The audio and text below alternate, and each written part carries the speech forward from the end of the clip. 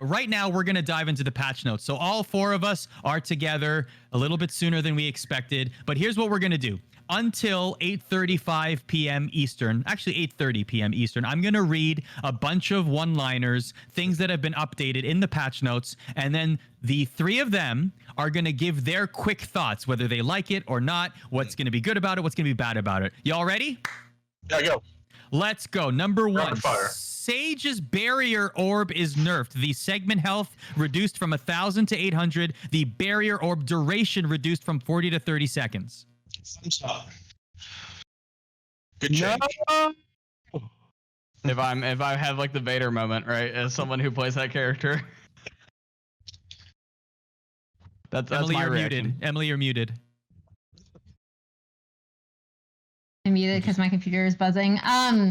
If I have to make a really, really quick statement on it, I just talked to Trevor about this. I think it says more about what they want from Sage and the fact that there isn't another healer in the game to counterbalance just how strong and how necessary she is for every composition. I agree with the barrier orb changes though, and the healing cooldown especially, actually, I think is a really good change just because she was kind of able to spam healing.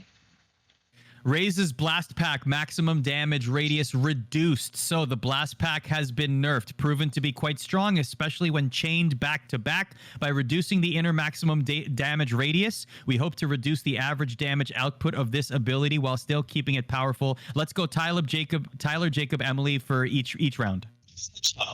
Good change. Nothing much to say. Raze needed to get nerfed a bit, and that was a good change. So I'm very happy with that. Expect it to be used more for movement rather than for as a damage ability moving forward. Yeah, I mean, I think this is a response to the fact that Raze was kind of the by far and away the most picked entry fragger, with characters like Jett, who we see later on in the patch notes, getting not being played as much. So I think this will help with that in terms of the other characters that you're vying for to entry. I think it's, again, to Jacob's point, I think it's going to be used more for mobility than anything else. Jett's cloud burst smoke duration increased from 4 to 7 seconds. The notes say, we feel like Jett has a strong, irreplaceable value in terms of her ability to deny trades, but we think her team-oriented output is a little too low. This should give her and her team a little more time to work off her smokes. Huge thumbs up, double thumbs up. Great change. Jett needed more utility to work within the team. Right now, she is too suited to going, 1-on-5 and being too much of a hero player where there's not much a synergy of the team. I think having her smokes last a lot, double the length it did, will give her much more utility around the team. So yes, double thumbs up. Great change for Jett. Yeah, I agree. I think that one of the things in my testing of this character is that it didn't last long enough, and there were times when you were trying to move a little bit slower and use it as a traditional smoke that you would get caught out because it just wouldn't last very long. This feels like a good quality of life change, in my opinion. Emily? It increases your utility enough that you then start talking about how we've talked about Omen versus Brimstone and what their smokes do. This gives her enough utility to contribute to the team even when she's not entering. That I think is really going to help. How about all of these Phoenix buffs? The Blaze's buff duration increased from 6 to 8 seconds. The damage is increased, and the healing is increased as well. Hot Hands healing has been increased. The curveball duration has been increased, and run it back automatically reloads on all weapons. So Phoenix gets a buff. Yay or nay? Another big awesome changes so far. The only thing I would have added is I would have knocked down his curveball cred. I would have moved it down back to where it was a few weeks ago. I think it's still a little bit a little too expensive for what it is. Hopefully, maybe if the duration change, it's going to feel more worth to spend those credits on it. But again, great changes.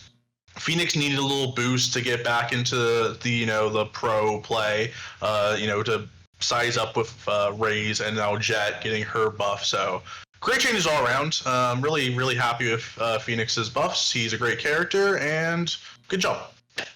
Yeah, I think Phoenix felt a little bit out of place for a couple weeks at least, and more generally in the meta. So I think now this will bring him back. I still think that I know our chat's talking a lot about Sage. Maybe not being a necessity anymore. I think she will be. We've talked about this before. Kit obviously is super important. Her kit, like Morgana and Thresh in League, even when they're not meta, they are, in the sense that they can be picked and be somewhat viable based off what they do. So, but I think in the case of Phoenix, it makes him feel a little bit more in place.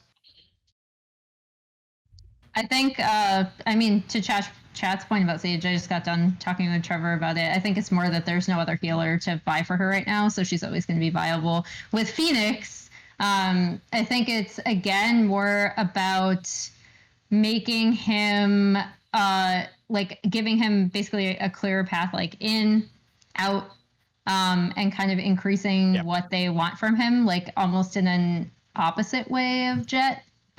In a way, like I think the ideal pool, if we're looking at like entry fraggers vying for each other, is A, going to be like how comfortable you are on them, and B, the utility they provide, which means they have to kind of have a utility across the board, even if it's like for different things. And I think this is another like fine tuning of Phoenix that allows him to be more viable, but also more individualistic in his play.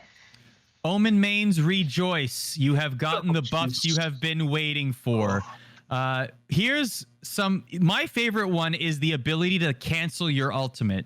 Because you could be, like, I love that because you could be going into certain death, but now you have the ability to scale it back. You'll lose your ultimate, but at least you'll save your life there. What did you make of Omen's buffs? Change. It's now you can ult and cancel and bait the team that way. I think it adds more mind games to how you play Omen, which you should be playing Omen that way. He is that, baiting, mind twisting agent, where if you're not playing him that way, you're not playing him correctly, you should be playing another agent. So I like the change. It helps him a lot.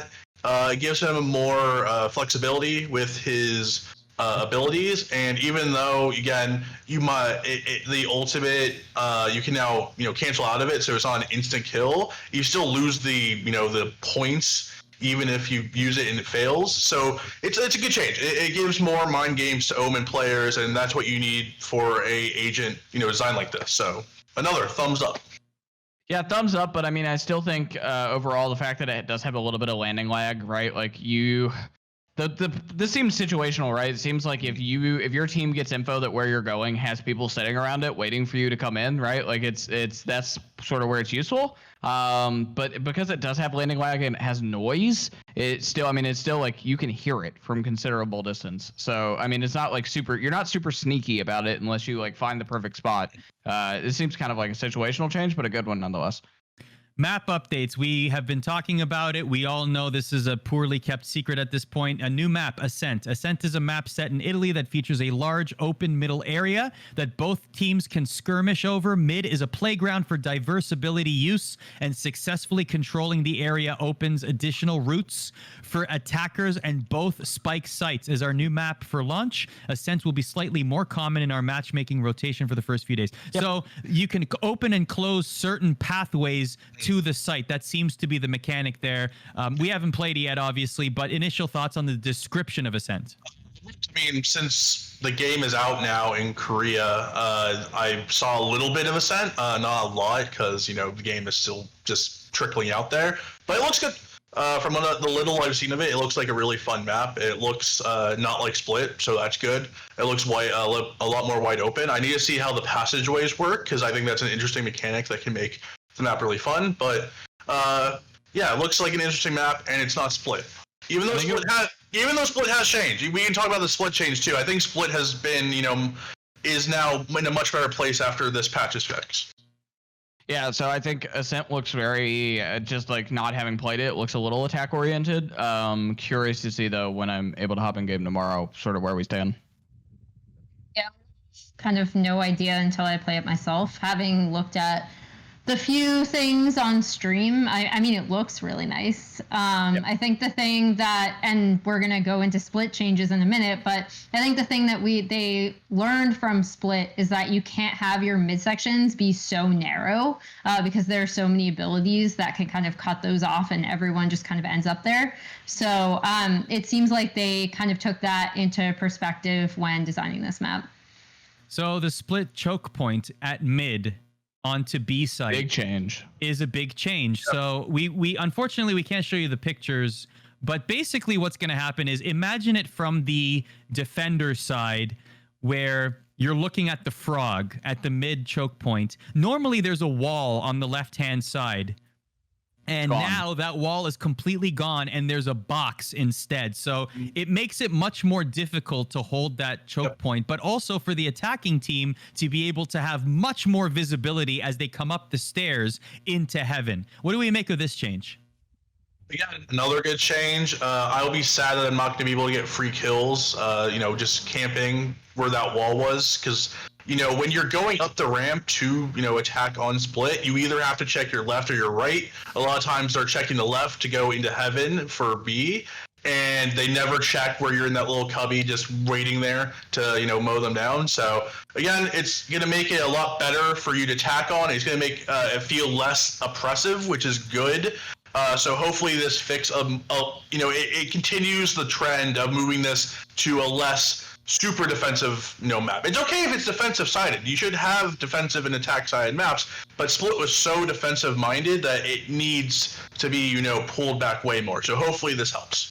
Big nerf for Sage, I think, on this map from the defender side of things, because even though she can still wall, she has to push up to the brown boxes, the 2-stack boxes that sit there in mid to be able to get one off, which is presumably if they didn't move where you actually can push up to, this is actually really big because it makes Sage players have to sort of risk something to be able to get up there. And it also means even if she does wall in between like the little vault on the ramp and the other wall, other characters like Raze and like Jett and like Omen can get up there pretty easily. Anything with any sort of boost or teleport can get up there without needing to be able to break down the wall and make a lot of noise. So I actually think that this is a really strong change on the attacker side of things on Split. Makes it a little bit more balanced for attackers. I really liked all the Split changes they've made, like post everyone complaining about it initially, right? Like we always used to be like, oh, like Split again. I just don't want to play on this map. But to the point I kind of brought up with Ascent and looking at how its mid is more open, I actually, again, really, really like how they restructured this. I think it makes it so that you just can't, again, like it even says it in the copy, like stall with abilities. And like it was kind of a cluster there, right? Like if everyone was trying to go through mid, it was just all the abilities going off, kind of everyone dying, not as much tactical decision making. So I really like this change. Sorry, I wasn't ready for that. I thought that it was going to go for a little longer. Competitive mode update. Let's go with that. I was mid water sip. Okay, it's live. Whatever. Competitive mode. So I'm just like, okay. That's right. Good call. Fair enough. You know what? Good call. Very, very good call. Competitive mode will not be on at launch. Similar to our closed beta launch, our initial focus is making sure our service is stable before activating competitive matchmaking. This is also a way to give new players the same courtesy that closed beta players had to learn the game ahead of turning on competitive. We'll also make some adjustments to competitive based on remaining closed beta player feedback. Our plan is to turn on a competitive a few patches into our launch. So that could be a month. It could be 2 months. One thing we know is that we won't get solo or duo queue anytime soon. Nope. Also a reset in MMR, by the way. Sadness. Complete sadness. I mean, I'm cool with that. I believe it resets your MMR in ranked, but I think what they said is a soft reset if you're unrated MMR. So if you were really bad in unrated MMR, you're going to have to work your way up going into ranked, or just start a new account, which is probably the smarter option unless you have, tons of money waited, like a tons of skins dedicated to the account you're on. Good change. I'm excited to see what they do with leaderboards. It's almost assured that they're going to do it. There's so much noise around it, and there's no real drawback from doing it. So yeah, I mean, they already do it in League of Legends, so I'm sure they'll do it in Valorant. Yeah, good change. All good changes, really. I'm actually pretty impressed by this patch. They fixed a lot of things. They did. The only thing I would have added is that they left Viper alone. I would have liked to see Viper get a little bit of a buff, but apparently she's going to get buffed on the next patch, so we'll just have to wait, 2 weeks and then see how they fix Viper or help Viper. I mean, I think Tyler talked to the developers earlier today, and they kind of said this as well, but I like that competitive mode won't be on launch just because I think it adds a lot of complications and they want to make sure that the actual launch goes smoothly before implementing competitive. That makes sense. I also think that the reset makes sense as well. Since like, yes, most people who could get in the closed beta got in, but you still will have people entering the actual game launch, like a lot more people that did not play in closed beta, right? So I really like that. I think it gives them time to tweak and make sure everything is running smoothly before actually introducing competitive mode and tracking MMR. And then to Tyler's point, I don't see why they wouldn't implement a leaderboard, even though it's not here. It's probably not here because there's no competitive yet. Probably maybe on the next patch or the patch after. I expect them, I like actually fully expect them, especially after listening to, again, Tyler's conversation with them earlier, I fully expect them to implement a leaderboard probably upon competitive mode release. So what about the new agent and the new game mode? We got Spike Rush. We don't know too much about it. Apparently, it's going to be a quicker version of the game that we're used to. We have Reyna, who's from Mexico. We've seen sort of the vampire vibes that we've heard people talk about earlier on our stream, the soul stealing, etc.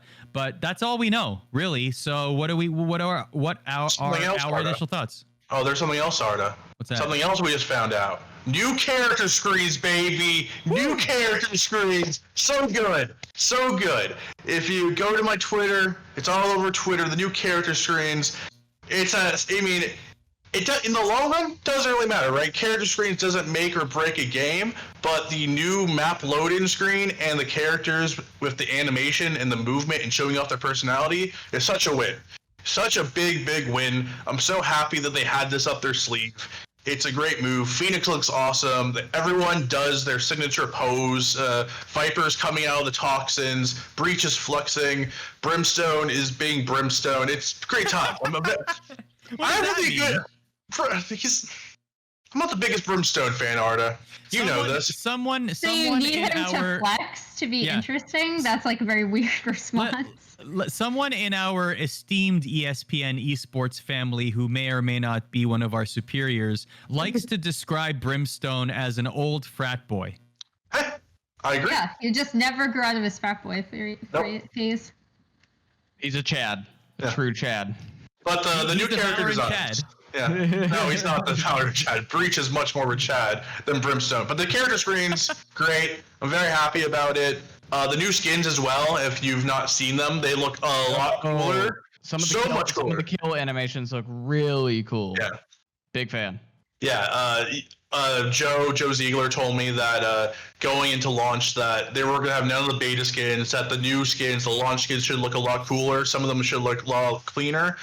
Some of the sets look amazing. So I'm again, props to Riot. I think the skins look great. Some of them look a bit iffy, but you can't win them all. But the Prime/Hype Feet set, where I'm sure it's going to cost like $100,000, where it's the purple and gold gun, where you have like the kind of like the light tube animation, and it's the dog coming out when you kill someone. It's awesome. Really awesome. Really great stuff. And it kind of shows that when Riot wants to, if they want to make amazing skins with like a lot of really cool animations, they can do it in this game.